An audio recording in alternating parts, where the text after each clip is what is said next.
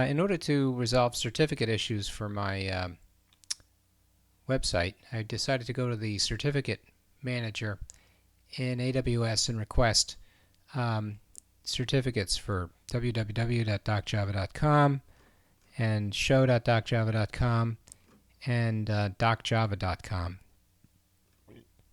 For each of these, I was given a CNAME entry for DNS, which I host at Route 53, and I clicked Create Record in Route 53 on each one of these things, and then I proceeded to update the CNAMEs for the domain.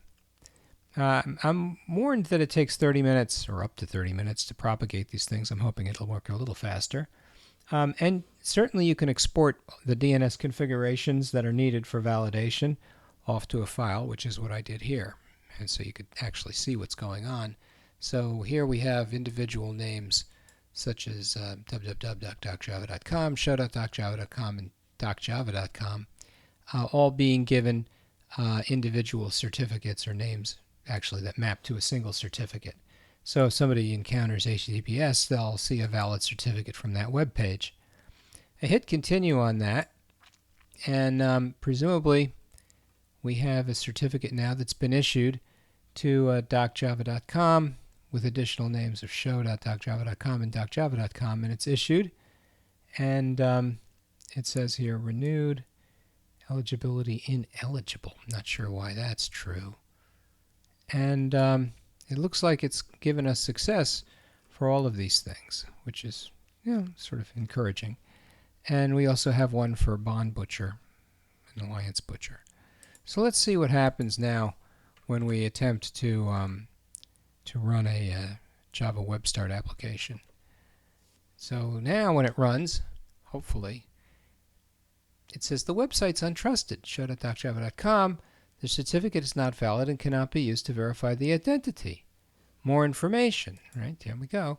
Now it says the certificate used to identify the website is not trusted. Proceed at your own risk. Because we're downloading from show.docjava.com, but still have an associated bondbutcher.com certificate associated with the docjava.com website. And if you view the certificate that was downloaded here, what do we see? But indeed, yes, bondbutcher.com is being downloaded for docjava.com, even though the DNS has been updated. Now, maybe in half an hour things will be fixed. I don't know. But this is a little bit weird, right? So, how do you fix this thing? And then, of course, it won't launch because it can't download anything. And you say, okay, that makes sense. And you're like, well, how do I know what certificate is actually being downloaded? It seems to be saying it's not the one you think it is, which is really unfortunate. We can try this again. Maybe we'll use a different one, right? Let's try this.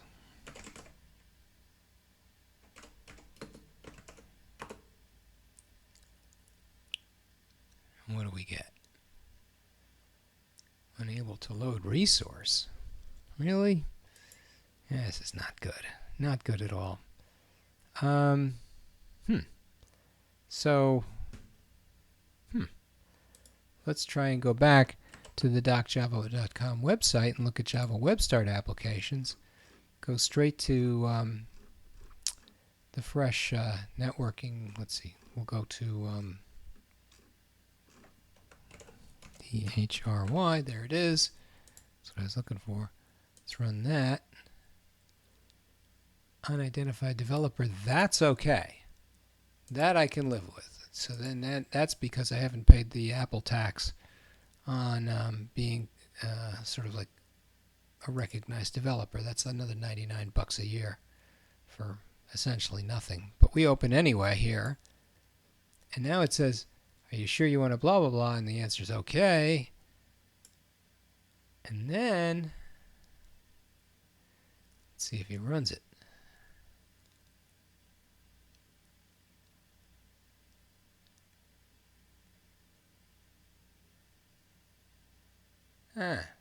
Security warning, untrusted website, certificate not valid and cannot be used to verify identity.